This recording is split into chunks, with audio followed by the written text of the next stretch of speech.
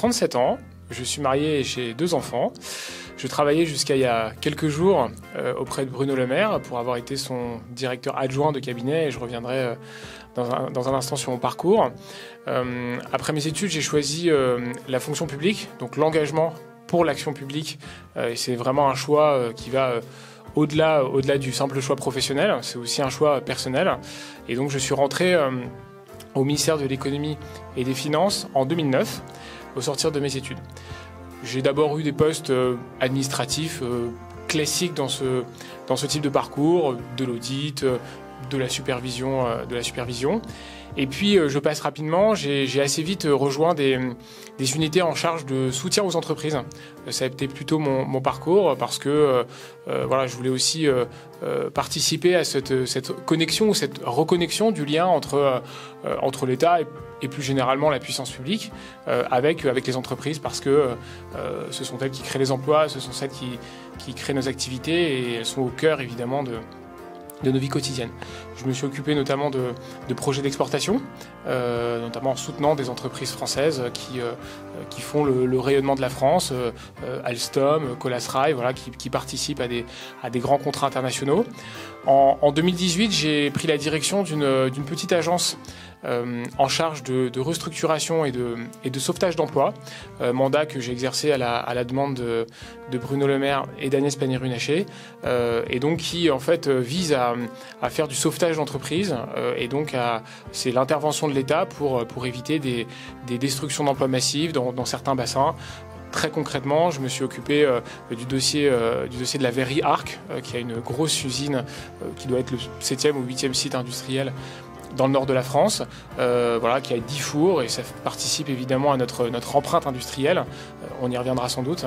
Et donc très concrètement, j'ai participé au montage, en tout cas j'ai conduit les négociations qui a conduit l'État et d'ailleurs la région à l'époque, la région Hauts-de-France, à s'engager auprès de l'entreprise par des prêts, mais également des acteurs privés qui soutiennent également l'entreprise. J'ai eu donc ce mandat pendant 3 ans. Et puis en janvier 2021, j'ai été appelé directement par Bruno Le Maire et par les ministres délégués chargés des petites et moyennes entreprises à son cabinet. Et j'ai là conduit, à la demande des ministres, la politique du quoi qu'il en coûte, que nous connaissions bien maintenant, qui a permis de sauver et de sauvegarder beaucoup d'emplois, beaucoup d'entreprises et qui a permis, à l'issue de la crise sanitaire, de voir notre économie redémarrer. Et donc, j'ai piloté un certain nombre de dossiers. Je suis passionné d'action publique. Je le dis souvent, l'action publique chevillée au corps, c'est un engagement. Et il me manquait, j'allais dire, un petit peu le sens de tout cela, parce que l'action publique, en fond, elle provient des électeurs, elle provient de nous tous, elle provient des Français et des Françaises et de nos concitoyens. Et c'est ça que j'ai souhaité chercher, que j'ai souhaité voilà, appréhender en m'engageant sur le terrain. La Saône-et-Loire, c'est tout sauf un hasard pour moi, puisque mes racines paternelles sont ici. Mon père est né à Chalon-sur-Saône et mon arrière-grand-mère et ma grand-mère détenaient, pour ceux qui s'en souviennent, la papeterie Rougeot qui se trouvait dans la grande rue de Chalon et que certaines générations connaissent bien et connaissent encore. Et nous avions à l'époque aussi une maison de famille en côte chalonnaise que nous avons quittée il y a pas mal d'années. Et donc en fait ce cheminement et cet engagement que je souhaite prendre devant les électeurs le 12 et 19 juin, c'est d'abord un retour à ses racines et c'est surtout un engagement de terrain, peut-être celui qui manquait encore pour donner tout le sens à l'engagement que j'ai maintenant depuis tant d'années, que j'ai eu au ministère de l'économie directement auprès du gouvernement et maintenant directement auprès du terrain. Alors j'ai intégré l'école polytechnique en 2004, je suis rentré, donc c'est une grande école à caractère scientifique, donc j'ai fait beaucoup de mathématiques, de physique et de chimie. Et puis pendant l'école, j'ai plutôt orienté mon parcours vers l'économie, vers les mathématiques appliquées, les mathématiques financières. Et donc je suis sorti de l'école en 2007 et j'ai eu une année de spécialisation à ce qu'on appelle l'École nationale de la statistique et de l'administration économique, qui forme les cadres dirigeants du ministère. Et donc voilà, jusqu'à fin 2008, j'ai fait cette école. Alors vous êtes passé par la banque, vous expliquez un petit peu ce passage Alors, ce passage bancaire, mais surtout éclair, puisque il s'agissait d'un stage que j'ai effectué dans le cadre du cursus de Polytechnique.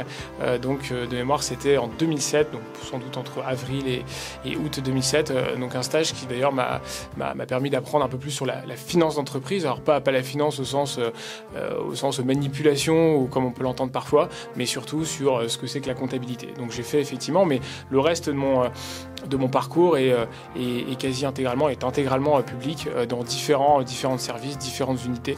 Contrairement à ce qu'on peut lire parfois, heureusement, les ministères ne sont pas à ce point déconnectés de la réalité.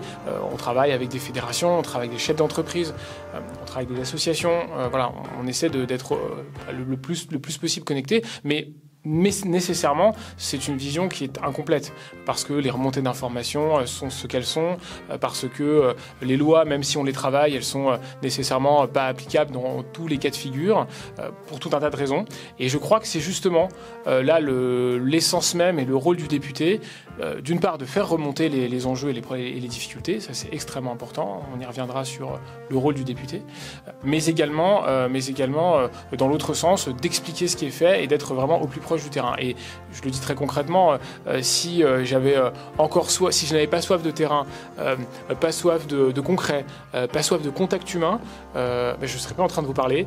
Et si j'avais encore soif de vie de bureau, je pourrais presque dire bureaucratie, mais d'autres s'en chargeront à ma place, je serais pas non plus en train de vous parler. Donc pour toutes ces raisons, voilà, cet engagement de terrain que j'ai déjà un petit peu pu prendre, apprécier à Bercy, parce que j'ai aussi rencontré des entreprises. Quand j'ai fait des sauvetages d'entreprises, je me suis rendu aussi sur le terrain, mais probablement pas suffisamment.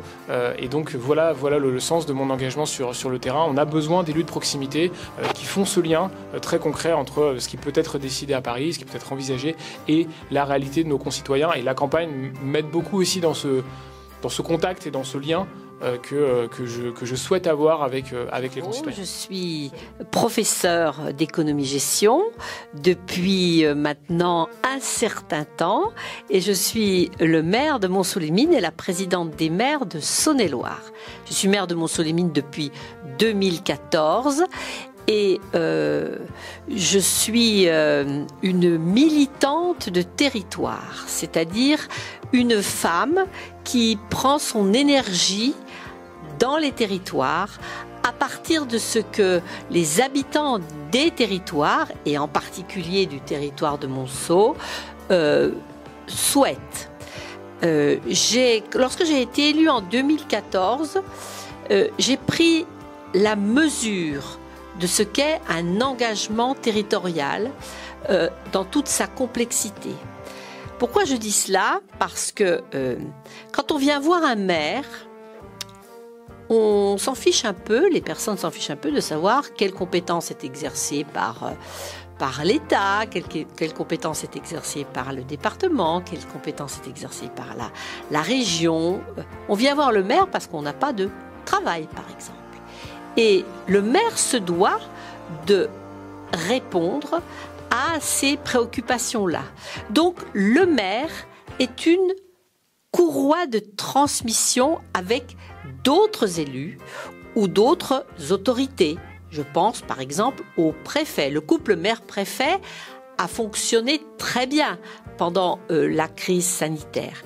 Eh bien, je dis cela parce qu'il faut absolument que le couple ou le binôme maire élu national, et là on parle des élections législatives, fonctionne bien. Je suis un peu celle qui alerte, celle qui dit aidez-nous, vous le législateur, sur des sujets qui doivent être étudiés par le législateur, parce que le maire, c'est vraiment l'élu de proximité qui sait alerter le législateur, qui saura alerter le législateur. Et quand ça fonctionne bien, eh bien c'est extrêmement efficace. J'ai eu une vie consacrée à l'éducation nationale.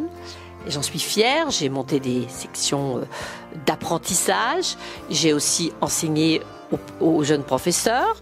J'ai aussi enseigné en classe préparatoire aux grandes écoles, plutôt le droit et un peu d'économie. J'ai aussi un engagement associatif très fort, puisque il y a maintenant plus de 30 ans, j'ai créé avec un Mâconnais Alzheimer 71. C'était une cause qui m'est chère, puisque ma mère a été malade très tôt. Et j'ai poursuivi, lorsque maman a disparu, j'ai poursuivi mon engagement auprès d'Alzheimer 71. C'est un engagement, pour moi, un véritable engagement de vie pour aider les familles. Et puis, je suis aussi la présidente d'une association mémorielle. Et à l'initiative d'un parcours mémoriel, les totems de parachutage sur la Saône-et-Loire, eh bien cela, je l'ai aussi chevillé au corps par rapport au fait que mon père était compagnon de la Libération et qu'il fallait bien qu'on puisse solliciter le promeneur à travers ces parcours de mémoire de parachutage. Voilà, donc j'ai un engagement associatif fort, un petit peu moins... Je suis un peu moins présente, mais je suis encore beaucoup là. Alors moi, j'ai rejoint le parti du président en 2017. Mon ancienne famille politique, c'était le centre droit. J'ai été conseiller économique d'Alain Juppé. J'avais participé à ses travaux pendant les primaires de la droite et du centre. J'ai rejoint de par mes fonctions et puis parce que je considère que c'est et de loin le meilleur président qu'on ait eu ces dernières années. Je l'ai vu à l'œuvre et je l'ai vu dans beaucoup de décisions très lourdes. Et donc je le soutiens et je suis à ses côtés ainsi que aux côtés du gouvernement. Voilà tout le sens de mon engagement. Je pense par ailleurs qu'il faut donner au président de la République et à la Première ministre une majorité forte pour conduire les destinées de la France avec tous les enjeux que nous connaissons déjà et que nous aurons à connaître et puis mener les réformes pour continuer la modernisation du pays. Beaucoup de choses ont été faites pendant 5 ans. Et l'objectif, c'est de les continuer parce que, alors, évidemment, rien n'est parfait. Il y a des choses qu'il faut que nous revoyons tous ensemble. Et je serai ce député à la fois vigilant, parce qu'il faut être vigilant sur le sens qu'on donne aux mesures sur le territoire, mais engagé auprès du gouvernement. Sur la qualification député marionnette ou députés qui ont le sentiment de ne pas servir à grand-chose, d'abord, je ne partage pas ce constat. Il y a beaucoup de travaux que moi, j'ai menés côté gouvernement en pleine coordination et coopération avec les députés de la majorité. La loi Pacte, par exemple, qui a fait une revue de beaucoup, par exemple, des seuils. Voilà des choses qu'on a simplifiées pour les entreprises. La loi sur les indépendants, où on a protégé le patrimoine personnel des indépendants, ce qui d'ailleurs nous a permis d'avoir l'unanimité au Parlement. C'est assez rare pour être souligné. Et donc moi, je souhaite être un député dans cette co-construction législative, puisque c'est d'abord le sens des institutions, mais en pleine coopération avec le tissu local. C'est-à-dire que tout ce que je serai amené à proposer, ou tout ce qui sera proposé par le gouvernement, évidemment, la consultation locale et pas uniquement nationale sera évidemment très importante. Donc moi, je souhaite être un député qui pèse, en tout cas un député qui soit engagé pour son territoire et le plus influent possible à Paris pour mener à bien d'abord les réformes dont la France a besoin, mais aussi et surtout les projets de nos territoires, de nos communes, de nos associations, de nos entreprises. Voilà, c'est ça qui est important et c'est comme ça que je vois mon travail. Alors, d'abord, ce que je souhaite dire et affirmer haut et fort, c'est que je suis une femme de droite et que j'ai soutenu Alain Juppé, d'ailleurs nous étions ensemble, en 2017 lors des primaires. Je ne vous cache pas que j'ai été extrêmement déçue de l'issue de ces primaires et que ce qui s'est passé avec le candidat des Républicains qui avait été finalement choisi m'a profondément déçue au-delà même. Et j'ai quitté le parti des Républicains. En même temps que l'élection la non-élection, la désignation de François Fillon. Voilà. Pour moi, la ligne rouge était franchie. La ligne rouge était franchie. D'ailleurs, je n'ai pas voté républicain au premier tour des élections de 2017. À partir de là, et je n'ai pas souhaité le faire savoir, bon, voilà.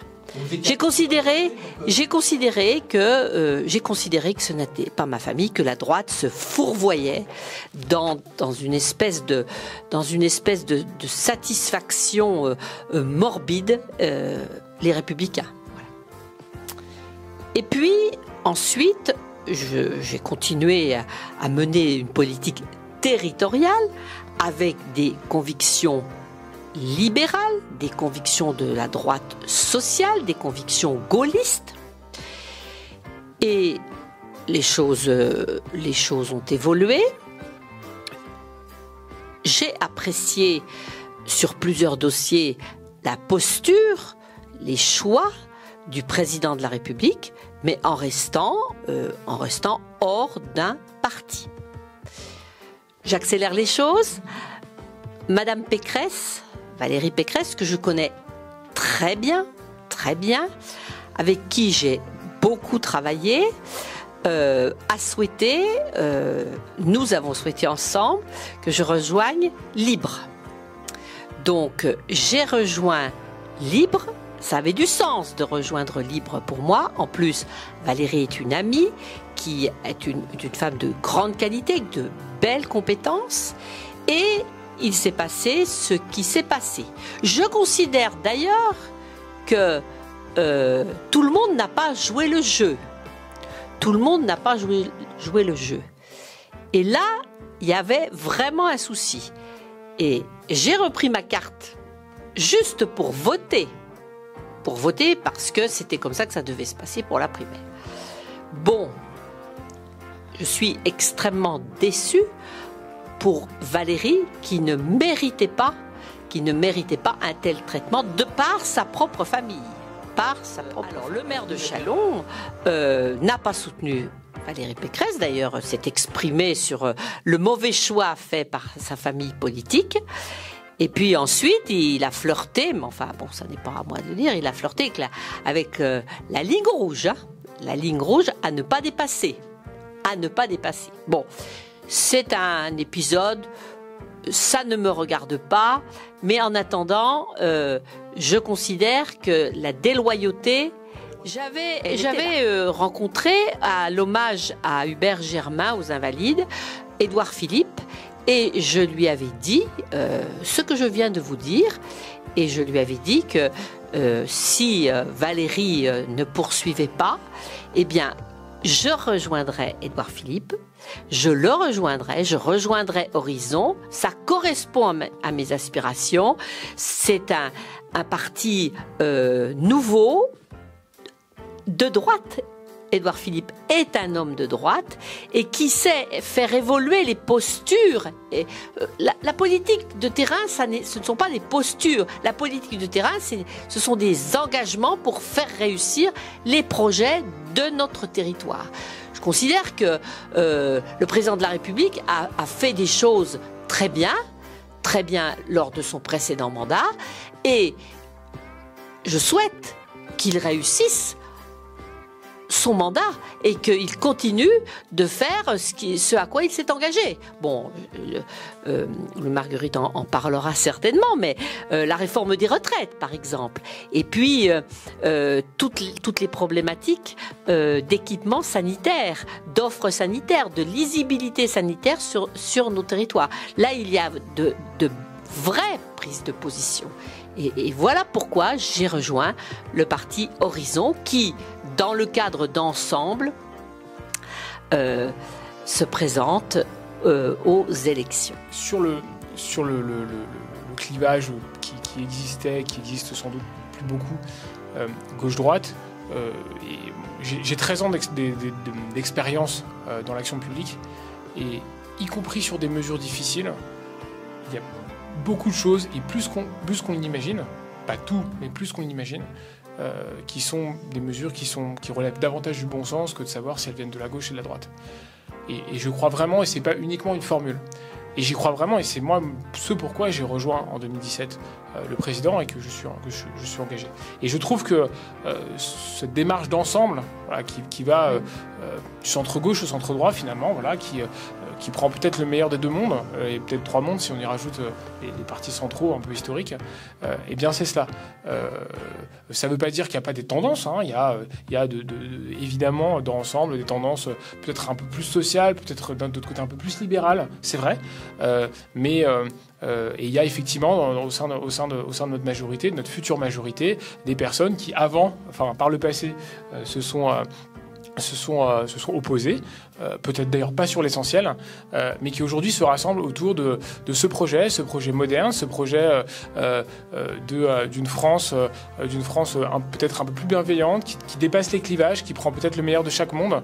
Et moi, je crois beaucoup à cela. Et encore une fois, ce n'est pas une formule. Quand on fait, à nouveau, j'insiste, la loi sur les indépendants, elle est ni de gauche ni de droite. Elle protège nos entrepreneurs qui se lèvent tôt le matin, qui se couchent tard le soir, qu'on rencontre tous les jours parce que tous les Français rencontrent tous les jours plusieurs indépendants, chez son boulanger, quand il prend son taxi, quand il refait la toiture ou le mur de sa maison. Et c'est ça qu'on souhaite faire. Et c'est ça le projet d'Emmanuel Macron. C'est ce projet aussi de dépassement, en respectant évidemment les tendances et les différences, mais autour de ce projet de rassemblement, de bienveillance. Et moi, avec Marie-Claude Jarreau, je pense qu'on sera justement ce binôme et cette représentation du territoire à Paris, voilà, autour de ce projet de rassemblement. Si vous permettez, ensemble, rassemble. Et qui mieux qu'un élu de proximité, comme un maire, sait à quel point il faut sur un territoire communal rassembler. Rassembler avec des mesures de bon sens. Faire de la politique, c'est ça aussi, au service de nos concitoyens. Faire de la politique, ça n'est pas vociférer sur des sujets qui clivent. Et quand on clive, on ne trouve pas forcément de solution. Quand on clive, on ne s'écoute pas déjà. Donc c'est très important de bien dire que nous sommes là pour rassembler autour d'un projet pour un territoire et d'un projet pour la France. Mon engagement, d'abord, il est au cœur du territoire. C'est encore à nouveau, il s'agit d'une élection dans une circonscription riche de sa diversité, avec 2 villes pivots, avec Chalon-sur-Saône, avec Mont-Solémine, avec une côte chalonnaise au milieu, autour de Buxy et tous ces villages viticoles, sans oublier bien sûr Saint-Vallier, sans oublier Marmagne, sans oublier Mont-Cenis et les 56 autres communes de cette circonscription. Un peu comme une mini-France avec ses atouts, mais également les enjeux auxquels il faut répondre. Moi, je souhaite vraiment avoir cet engagement le plus fort possible, d'abord et je m'y suis déjà engagé, l'ouverture de 2 permanences qui seront des lieux d'accueil, d'écoute et de proximité, donc à Chalon-sur-Saône et c'est nouveau, à Mont-Solémine. Et c'est extrêmement important que sur les deux côtés de la circonscription, on ait cette empreinte directe. Ensuite, une relation directe et fluidifiée. Moi, je dis à tous ceux que je rencontre encore ce matin auprès de 2 maires que j'ai rencontrés, qu'on va pas s'envoyer des recommandés ou des courriers qu'on lira jamais et pour se donner un rendez-vous dans 2 ou 3 mois. Donc, relation directe, grâce aux moyens modernes, pas si modernes que ça d'ailleurs, de communication. C'est extrêmement important et surtout l'implication dans les projets. Je pense que la politique, c'est avant tout l'art de l'exécution, l'art de pousser les projets et le député a vocation à s'intéresser évidemment à tous les projets et à s'impliquer surtout, pas uniquement d'intérêt, à s'impliquer. Il doit être le facilitateur, il doit être l'influenceur, il doit être le médiateur, celui qui râle aussi et qui pousse parce que c'est parfois aussi comme ça que cela marche auprès des autorités, auprès de ceux qui ont à décider, que ce soit à l'échelon local, régional ou à fortiori à l'échelon national. Donc voilà ce rôle d'empreinte et c'est comme ça que je souhaite mener mon mandat. Oui, s'agissant des lois et de la co-construction législative, d'abord il y a les lois et puis le contrôle de l'action du gouvernement, comme vous le savez.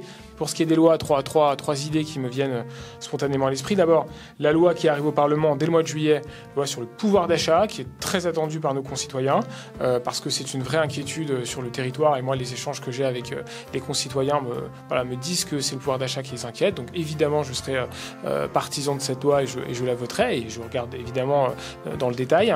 Deux autres lois qui me semblent importantes. D'abord, la question de tout ce qui est réhabilitation de friches. En tout cas, il y a un travail qu'on doit continuer à mener, qui a déjà été mené avec territoires d'industrie, avec beaucoup de dispositifs. Celui-là, il faut le continuer.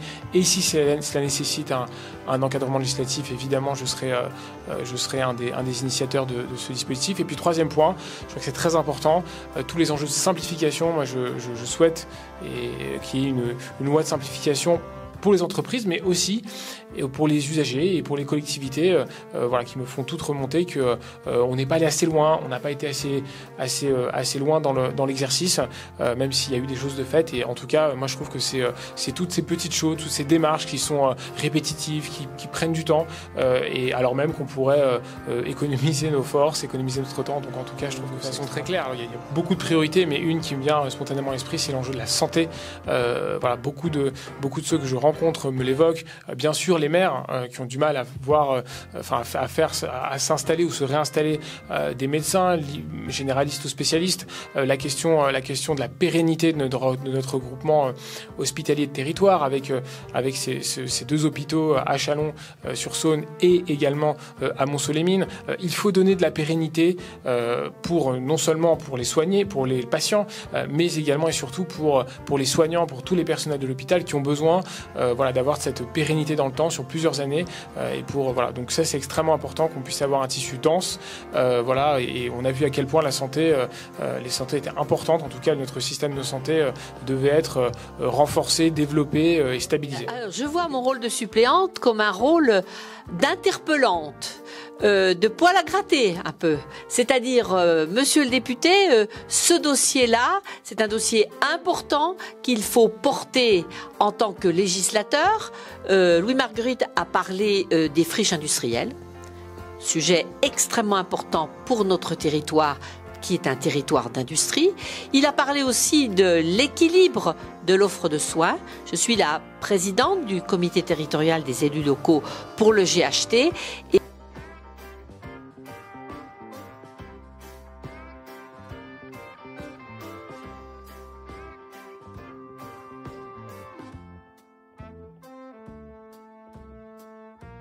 Groupement hospitalier de territoire, et je peux vous dire que la lisibilité de l'offre de soins pour nos concitoyens est déterminante. Et le député a tout son rôle à jouer au niveau national, au niveau du ministère de la Santé, pour débloquer, pour interpeller sur ce sujet-là. Et puis, il y a des sujets aussi très importants pour notre territoire, comme beaucoup de territoires d'ailleurs, c'est l'offre scolaire. Bon, ça n'est pas vraiment un sujet au niveau national. Néanmoins, le député doit porter les dossiers aussi d'aménagement en termes d'offres scolaires. Globalement, à quoi sert un suppléant? Eh bien, à interpeller, ancrer dans le territoire sur les sujets d'aménagement du territoire. Alors, on n'a pas parlé de culture, mais tout l'aménagement du territoire concerne la culture, la santé, la police, la sécurité aussi, la sécurité. Et là, le député a vraiment un rôle à jouer au niveau législatif aussi. Le bien vivre ensemble, c'est ça qui compte. C'est ça qui compte pour nous, les élus de terrain, et relayé par le législateur. Qui a besoin, parce que de quoi a-t-il besoin un député? Il a besoin aussi d'être sur le territoire pour encore mieux relayer la loi, c'est-à-dire dire ce qui se passe, illustrer par l'exemple, pour obtenir cette légitimité législative. C'est important que nos concitoyens sachent ce que fait le député à partir des exemples qu'il aura puisés et dont il se sera nourri pour construire la loi. Évidemment, les pouvoirs d'achat. Mais aussi toutes les lois en matière de sécurité publique. La sécurité publique. Nos concitoyens sont excédés par rapport aux rodéos urbains, qui ne sont pas d'ailleurs qu'urbains. Eh bien, là aussi, urgemment, il faut porter une loi sur la problématique des rodéos. Voilà. Donc, si je dois choisir, sécurité, pouvoir d'achat et globalement aussi aménagement du territoire, et vous pouvez compter sur moi, je saurai interpeller le député.